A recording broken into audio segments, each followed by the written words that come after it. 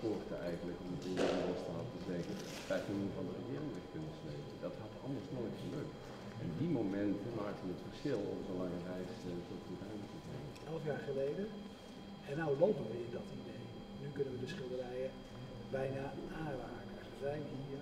Ze zijn hier. Your conclusion final, or you will see in time that someone will come?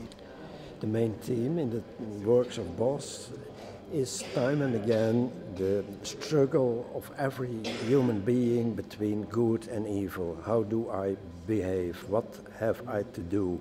As we see here in the triptych of the Haywain, it's all also about good and bad behavior.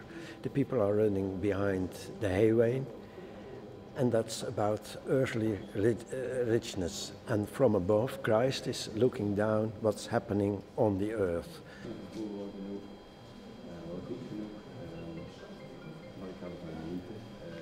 Dit is toch gewoon een heel mooi moment. En ik hoop uiteindelijk dat ook heel veel bossenaren, heel veel Nederlanders.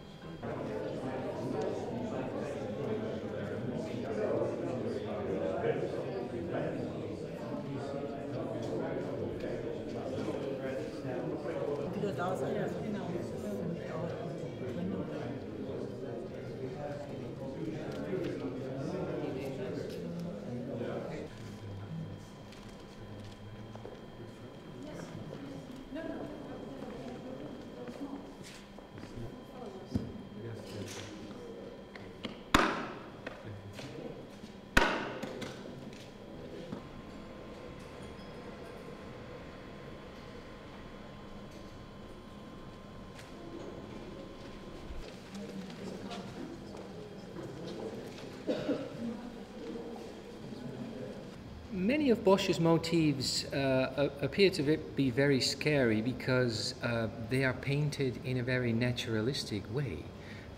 So a viewer can easily access the imagery and relate to that, and he must have done that on purpose. On the other hand, the amount of tortures and scary images is so big that it almost becomes enjoyable or laughable. So that this is a very tricky balance, and that's what makes these paintings exciting as well.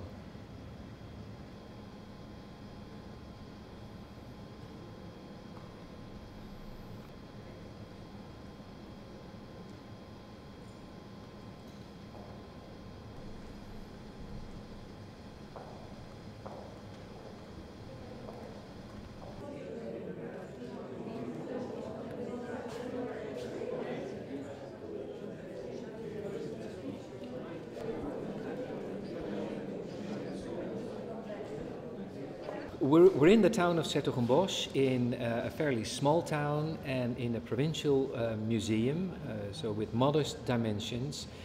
Therefore it was difficult initially to make this exhibition, and it was, I think, a very good idea of the city and of the museum to invest in time and in knowledge.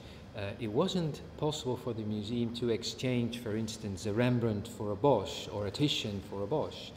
But what was possible is to set up an extensive research project like the BOSCH Research and Conservation Project and invest in knowledge and give that back to the museums, work together with the museums and really learn more about the paintings and drawings by Bosch.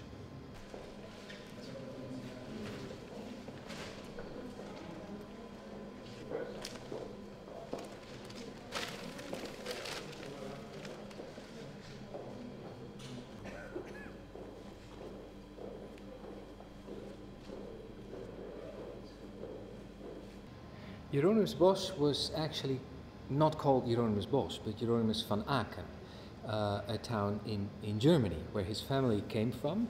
And at a certain moment in the 15th century, the family located themselves in the city of s-Hertogenbosch, and therefore Bosch named himself Bosch. He was called Hieronymus, but he called himself Bosch. So he's called Bosch because he was living and working in the town of s-Hertogenbosch.